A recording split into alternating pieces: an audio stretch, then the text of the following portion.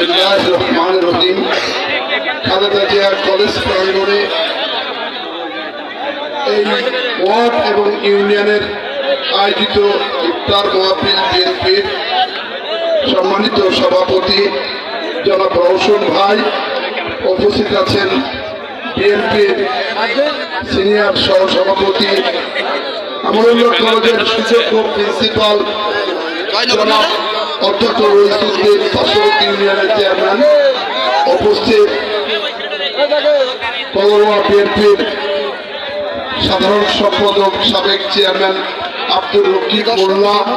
উপস্থিত আছেন এই পার্শ্ববর্তী ইউনিয়নের চেয়ারম্যান রঘুনাথ চেয়ারম্যান,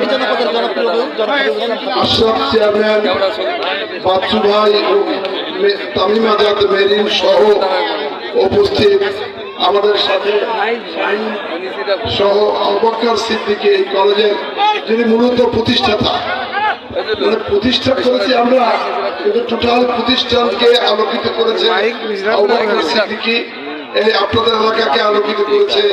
জনাব আবু বকর সিদ্দিকী সহ এই ইউনিয়নের বিভিন্ন পর্যায়ের আমাদের মজিদ সিদ্দিক সহ এই ইউনিয়নের শাহিন সহ নেতৃবৃন্দ,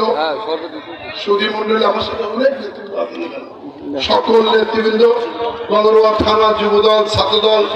স্বেচ্ছাসেবক দলের নেতৃবৃন্দ, প্রিয় কৃষক দলের নেতৃবৃন্দ, সুধী মন্ডলী, আমন্ত্রিত অতিথিবৃন্দ, সাংবাদিক বন্ধুরা, প্রিয় এলাকাবাসী, আসসালামু আলাইকুম। আজকের আমরা এই কলেজ চত্বরের অনুষ্ঠানকে সকলকে অভিনন্দন জানাচ্ছি এবং আমরাও নিচে বসে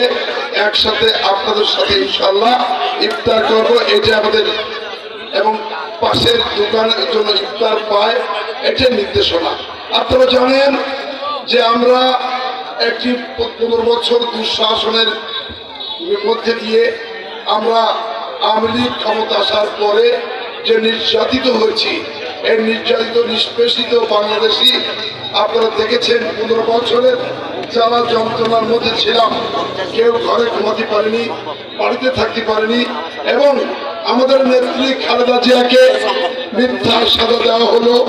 টাকার কথা বলা হলো 2,20,00,000 থেকে 8 কোটি ব্যাংকে আছে, সেই কেসে তাকে সাজা দিয়ে 5 বছরের জায়গায় 10 বছর। তার কনিষ্ঠ পুত্র আরাফাত রহমান